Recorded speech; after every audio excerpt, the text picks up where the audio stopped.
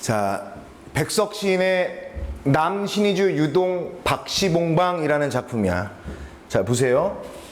이게 뭐냐면 남신이주, 신의주라는 지역이 있죠. 평안도에 뭐 남신이주가 있는 거야. 양주도 있고 남양주도 있는 것처럼. 유동은 동네 이름의 이름은 박시봉이라는 사람의 집의 방을 얘기하는 거야. 그러니까 쉽게 말해서 이 제목 자체가 뭐야? 주소야. 주소라는 것은 뭘 의미해? 공간을 의미하죠. 자, 너무 길어서 2페이지로 나눠봤습니다. 자, 보세요. 자, 이건 쭉 한번 읽으면 시간이 없어서 그냥 바로 읽으면서 선생님이 분석을 한번 해볼게요. 어느 사이에 나라는 시적 화자가 시상에 직접 제시된 거예요. 화자가 감춰져 있지 않고 화자가 직접적으로 시상에 드러나 있다는 거죠. 나는 아내도 없어요. 어느 사이에 나는 아내도 없어지고 또 아내와 같이 살던 집도 없어지고요. 그리고 살뜰한 부모와 동생들과도 멀리 떨어져 있다. 다시 한번. 아내도 없고요. 집도 없고요. 부모와 동생들과도 멀리 떨어져 있다. 지금 밑줄을 3군데 그었죠. 이게 바로 화자의 상황이야. 화자의 상황과 처지가 되는 거죠. 어떤 건데? 가족과 멀리 떨어져 있는 거지. 그래서 가족들과 유리되어 있는 삶, 떨어져 있는 삶을 얘기하는 거야. 그래서 이 아내, 집, 동생, 부모 다 지긋지긋한 게 아니라 그리운 대상들이거든요. 그리운 대상과 떨어져 있으니 화자의 상황은 긍정이겠니? 부정이겠니? 부정이겠죠. 그러다 보니까 가족들 없이 어디선가 머물거나 정착할 수가 없는 거야. 그러면 그 어느 바람새인 쓸쓸하다는 화자의 정서가 직접적으로 제시되어 있는 거죠. 그래서 쓸쓸한 거리 끝에 헤매였다라는 것은요, 이 거리 끝은 화자가 방랑하는 공간이야. 화자가 방랑하고 있습니다.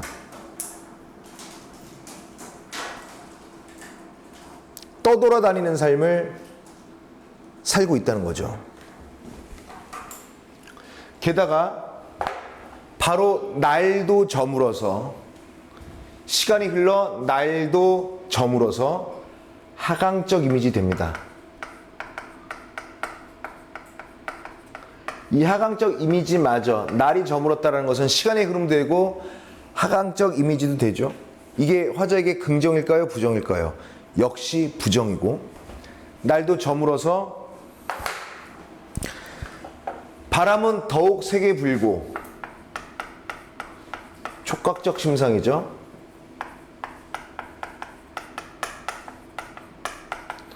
추위는 점점 더 해오는데 얘 또한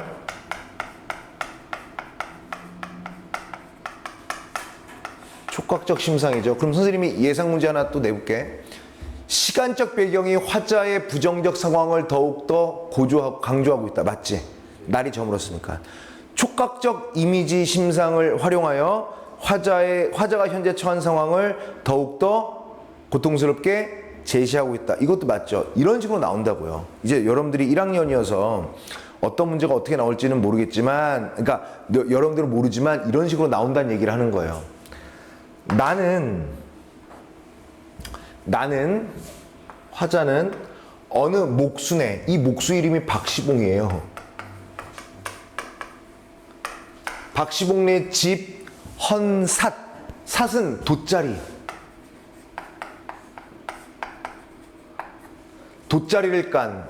좋겠어 안 좋겠어? 안 좋아. 여관 뭐 허름한 여관방보다 더 거기서 한 방에 들어서서 주인을 붙였다. 주인을 붙였다라는 것은 주인집에 새들었다는 얘기예요. 박시봉네 집 주인집에 새를 들었다. 월세방이겠죠 뭐. 그러면 화자의 상황이 조금 바뀌었어요. 쓸쓸한 거리 끝이라는 방황의 공간에서, 떠돌아다니는 방황의 공간에서 박시봉네 한 방에 어떻게 된 거야? 임시 정착을 하는 거죠. 박시봉네 새든 게 완벽한 나의 집은 아니니까 임시 정착을 합니다. 이리하여는 뭐겠어요? 임시 정착을 하여 나는 이 습내 나는, 습한 냄새죠. 그러니까 습내 나는 후각적 심상이 있고요. 춥고는 또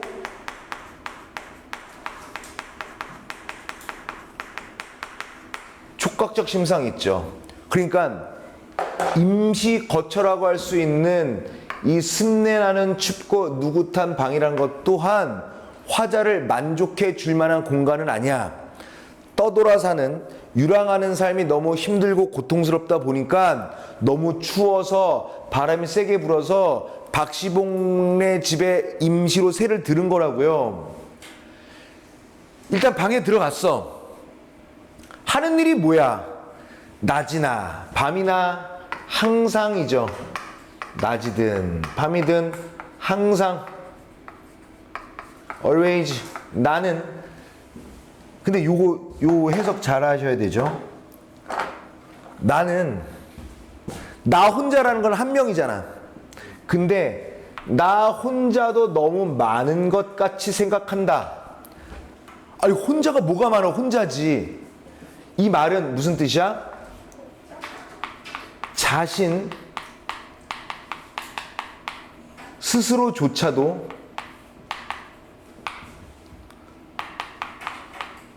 삶을 꾸려가기가 매우 벅찬 거야. 자신이 혼자 사는 것도 너무 벅차다고요. 그것을 나 혼자도 너무 많은 것 같이 생각했다라고 얘기한 거예요. 응? 괜찮아? 아, 혼자 사는데도 힘들어. 난 내 몸 하나 건사 잘 할 수가 없어.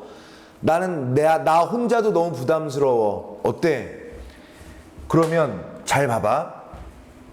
이러한 아내, 집, 부모, 동생들과 멀리 떨어진 가족들과 유리된 이 부정적 상황 속에서 방황하고 헤매고 그 다음에 떠돌다가 너무 바람도 세게 불고 추위가 심해지니까 어느 집에, 즉 목수 일을 한다는 박시봉방 씨 집에 임시로 새를 들어서 정착한 거야. 정착한 다음 하는 일이라고는 항상 생각하는 거야. 난 왜 이럴까? 난 왜 이렇게 버거울까? 난 나 혼자 사는 것도 이렇게 힘들구나 라는 것을 생각한 거야. 선생님이 금방 적었던 대로 자신 스스로조차도 자기의 삶을 꾸려가기가 매우 벅찬 부정적 상황. 그러니까 이런 상황에서 임시 정착을 해도 추위는 어느 정도 피했을 뿐 화자의 마음이나 태도나 정서나 이런 게 변한 게 없어. 그냥 힘든 거라고요. 자, 그 다음에 디롱배기가 뭐야? 질항아리를 얘기하는 거야. 질항아리. 그러니까 이거 뭐냐면 흙으로 투박하게 만든 항아리야. 항아리에 어떤 숯, 우리 고기 구워 먹을 때 항아리 같은 데다 구워 먹잖아. 항아리에다가 그럼 그게 안 깨지잖아요. 그러니까 요만한 항아리 같은 데다가 숯, 뭐 불, 뭐 이런 거 한 거예요. 그리고 북덕불이라도 담겨놓은. 북덕불이 뭐냐면 그렇게 장작, 좋은 숯, 탄 이런 게 아니라 이것저것 그냥 다 때려박고 그냥 탈 수 있는 것들은 그냥 막 넣은 거야. 그래도 얼마나 따뜻해. 이 습내나고 춥고 누긋한 방에 요만한 항아리에 불이라도 좀 이렇게 쬐 수 있는 게 오면은 뭐 하는 거야? 이것을 안고 손을 쬐는 거죠. 얘 또한 촉각적 심상.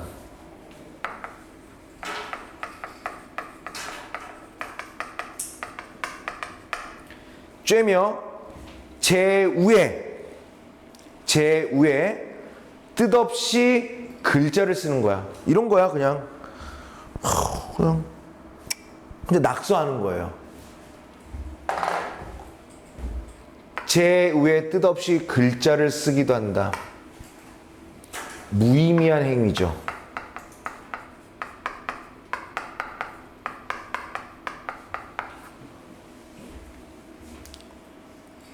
또 뭐해?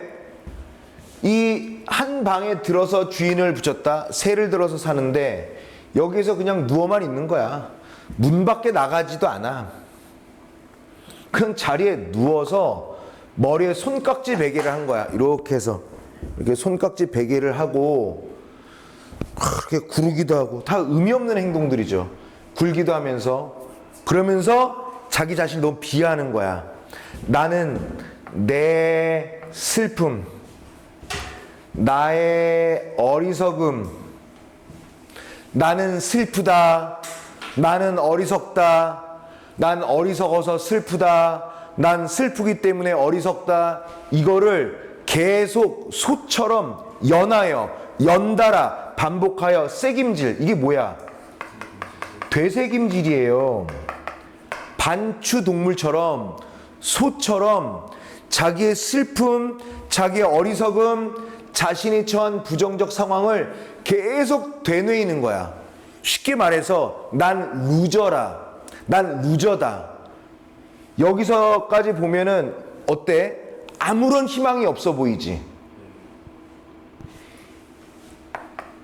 희망도 없고 이를 극복하려는 의지도 없고 이런 상황이에요. 여기까지 괜찮아? 슬프고 어리석음을 계속 하는 거야. 그래도 전반적으로 희망도 없고 미래도 없고 의지도 없어 보이긴 하지만 계속 이 화자는 이러한 부정적 내용에 대한 자신을 되돌아보니까 계속 성찰하고 있는 건 맞다. 성찰적 태도. 그럼 아까 배웠던 화단 어때? 화단도 경험적, 체험적이죠. 이것도 시적 화자의 체험적, 경험적, 성찰적인 게 다 나오는 거잖아요. 같이 연동해서 보시면 되겠죠. 자, 그 다음 좀 길어요. 그러다 보니 어때? 얘들아, 부정적인 생각만 하면 계속 부정적인 생각밖에 들지 않아요. 그러니까 어떻게 돼? 가슴이 메어오겠죠. 가슴이 꽉 메어올 적이며 그리고 내 눈에 뜨거운 것이 핑 괴일 적이며 뜨거운 것, 촉각적 심상이겠죠. 촉각적 심상인과 동시에 이 뜨거운 것은 무엇을 의미할까? 눈물이겠죠. 눈물이 고이는 거야. 나는 어리석어. 나는 슬퍼. 난 슬프게 어리석고 어리석게 슬퍼. 이것만 계속 생각하면 가슴이 꽉 메어온다는 것은요, 화자의 답답한 심정을 얘기하는 거고요. 화자의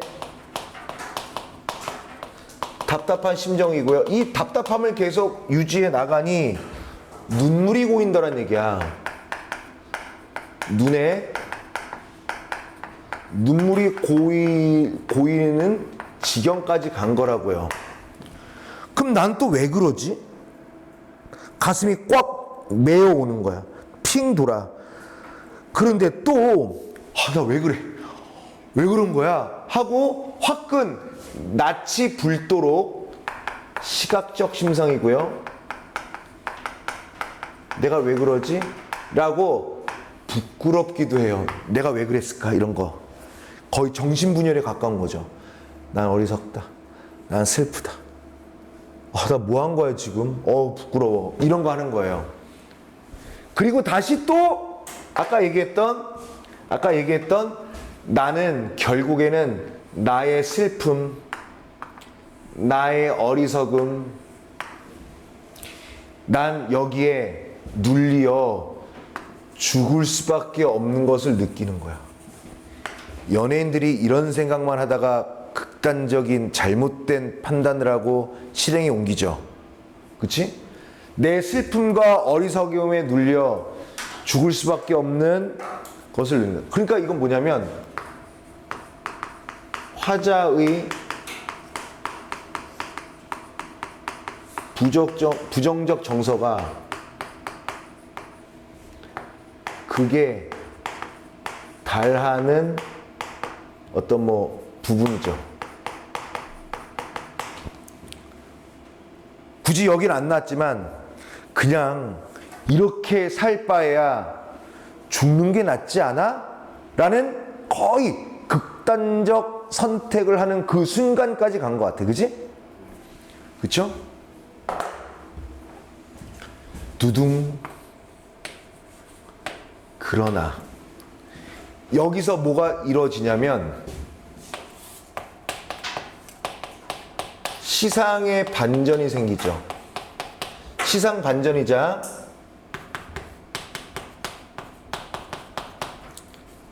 시상 전환이죠.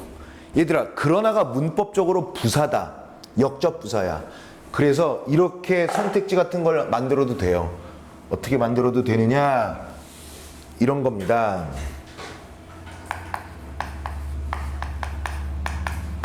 특정 부사를 활용하여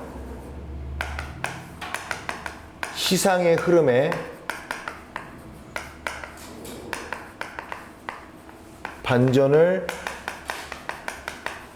주고 있다. 요거 시험에 꼭 나와. 그러면 여기서 얘기하는 특정 부사는 당연히 뭐겠어? 그러나겠죠. 이렇게. 그러나가 부사라는 걸 알아야지 이런 걸 또 풀 수가 있는 거니까. 그러나 잠시 뒤에 나는 고개를 들어. 이제 태도의 변화를 암시하는 거죠. 즉, 이 그러나는 태도나 어조의 변화가 있을 것이라는 것을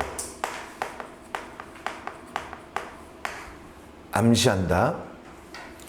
나는 고개를 들어 허연 문창을 바라보든가. 허연 문창, 창문을 좀 바라보기도 하고 각성하는 거야.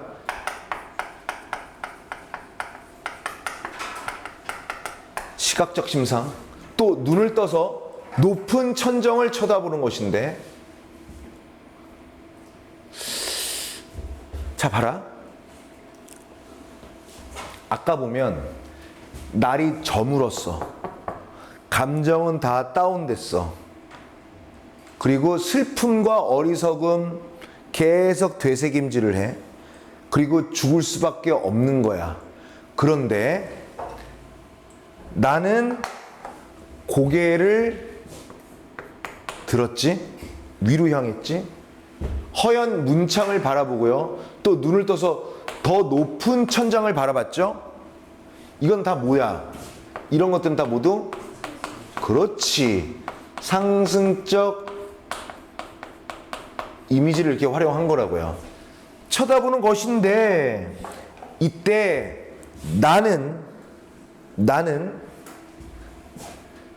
내 뜻이며 힘으로 나를 이끌어가는 것이 힘든 일인 것이구나 라고 생각한 거야.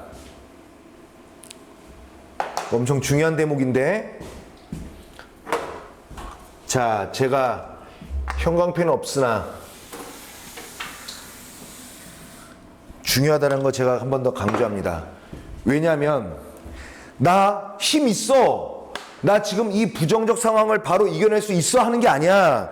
이 부분을 가지고 그렇게 문제를 낸다면 틀린 겁니다. 나는 내 뜻, 내 생각과 내 힘, 그리고 나를 이끌어가는 것, 나 이거 나 너무 힘들어 라고 새삼스럽게, 여지껏 힘들었는데도 새삼스럽게. 그래서 여기는 뭐냐, 무기력한 자아를 똑바로 인식한 거야. 난 여기까지, 난 슬퍼, 나 어리석어, 막 이 수준이 아니라, 맞아, 나의 부정적인 상황을 내 힘으로 갈 수는 없지 라고 인식한 거야. 그리고 나서 뭘 더 얘기하는 거냐면, 이것들보다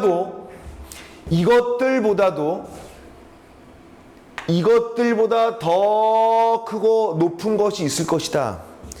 나보다도 더 뛰어난 능력을 가진 어떤 초월적 존재라는 게 있지 않을까? 나는 살아야 하겠는데 내 힘으로 내 삶을 이끌어가기가 되게 어려워. 그러면 이런 나의 부족한 것들보다도 더 크고 더 높은 것이 있어서 분명히 나를 이렇게 굴리는 거 아니야? 내가 여기 있다면 난 이렇게 힘들게 살아가는데 나보다 더 높고 더 큰 것이 나를 마리오네트 인형인 것처럼 조종하고 있는 거 아니야? 나를 이렇게 굴려가고 있는 거 아니야? 그렇다면 내가 이렇게 살아갈 수밖에 없는 이 초월적 존재는 나의 운명인 거 아니야? 그리고 이 나를 마음대로 굴려가는 것, 이거는 운명대로 따르는 삶이라는 거 아니야? 이런 얘기야. 괜찮지? 이렇게 해서 각성하는 중이라고요. 그러나 하고 바로 깨어난 게 아니야. 그러나 한 다음에 상승 이미지를 활용해서 문창을 보고 천정을 보면서 뭐야, 나보다 더 높은 게 나를 굴리는 거 아니야? 어떤 초월적 존재라든가 신이 있다면 신이라든가 어떤 운명이 있다면 운명이라는 게 나를 지금 이렇게 이끌고 오고 있는 거 아니야? 뭘까? 이렇게 해서 여러 날이 지났어요. 즉 시간의 흐름에 따른 시상 전개 방식을 보여준 거죠. 시간의 흐름에 따른 걸 얘기하는 거야. 그러다 보니 여지껏 쭉 어지러웠던 내 어지러운 마음에는 슬픔, 아휴, 한탄, 이런 것들은 다시 가라앉았어. 차츰 앙금이 되어 가라앉았어. 이제 슬픔과 한탄, 어지러운 마음 다 가라앉았어. 딱 남은 게 하나야. 뭔데? 외로움만 남았어. 얼마나 다행이야. 난 슬퍼. 난 어리석어. 나는 울트라 병신 같아. 맨날 이런 생각만 하고 있다가 뭐야, 이건 나의 운명 아니야? 맨날 며칠 생각하니까 그렇군. 슬프지도 어리석지도 않은 것 같아. 아, 외롭다. 이렇게 된 거예요. 외로움만 딱 남은 거예요. 요 순간 시간의 흐름에 따라 시적 화자가 각성해 나간다고요. 더러 나주손에 살랑살랑 싸랑 눈이 와서, 자, 나주손이란 게 뭐야? 시간입니다. 저녁이에요. 저녁 무렵에 살랑살랑 살랑살랑, 음성 상징어죠. 소리를 나타내는 의성어예요. 싸랑눈이 와서 문창을 치기도 하는 때가 있는데, 눈이 오나? 눈이 오나? 아, 이런 저녁에는 화로를 더욱 다가끼며 무릎을 꿇어보며, 화로를 더욱 다가껴. 한번 다가껴야지. 추운데 화로를 다가낀다. 무릎을 꿇어본다. 왜? 어떤 초월적 존재가 있다라고 생각한 이후에 무릎을 꿇어본 거라고요. 이건 뭐야? 지나온 삶에 대한 반성적 태도가 여기 있는 거예요. 그리고 나서 뭘 생각해? 아니, 먼 산 옆에 바위 옆, 바우섭은 바위 옆에 따로 서서 점점 시간은 흘러 어두워 오는데 하얀이 눈을 맞을 그 마른 잎새에는 살랑살랑 소리도 나며 눈을 맞을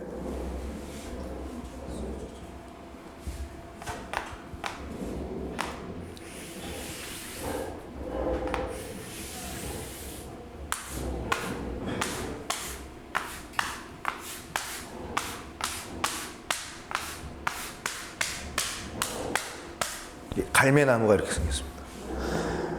갈매나무는 이 자작나무 같은 거거든요. 가늘고 높아. 잎사귀도 막 이렇게 얇아. 추운 데에 지나서 화렵수가 아니라 침엽수처럼 이렇게 얇아. 얘네들이 눈을 맞겠죠. 들어봤어? 산에 있는 나뭇잎이 눈 맞는 소리 많이 안 들어봤죠? 군대 가시면 들어요. 밤새 매복하고 있으면 눈 맞으면 계속 있어요. 그러면 있어. 마른 잎사귀에 눈이 떨어지는 소리가 있단 말이야. 그러니까 살랑살랑이라는 음성 상징어가 나왔고요. 소리도 나며 눈을 맞을 그 드물다는, 흔한 게 아니야. 그 드물다는 굳고 정한은 깨끗하고 바른, 뭘 생각해? 갈매나무를 생각하는 것이다. 화자에게 있어서는 이 갈매나무가 화자에게 있어서는 의지나 새로운 삶을 다지게 하는 계기가 되는 거야. 이걸 생각하는 거야. 그럼 얘는 극복한 거라고요. 갈매나무를 생각했다는 것 자체가 극복을 했다는 증거라는 거야. 증거라고요. 극복한 증거라고요. 이제 와서 한 번에 극복한 게 아니야. 뭐 한 거야? 이러한 과정이 있었어요. 몇 날 며칠이 좀 지났어요. 무슨 얘기인지 알겠지? 처음엔 어땠어? 외롭고 쓸쓸하죠. 무기력하죠. 나는 바보 같다. 절망했죠. 그러나 이후에 시상 전환이 일어나서 바로 바뀐 게 아니야. 몇 날 며칠 동안 또 생각해 봤던 거야. 운명이란 뭐지? 나는 이게 나의 운명인가? 나보다 더 크고 높은 것이 있어서 나를 이렇게 움직이는 거 아닌가? 알겠어. 슬픔 한탄 다 가라앉았어. 외로움 하나만 남았어.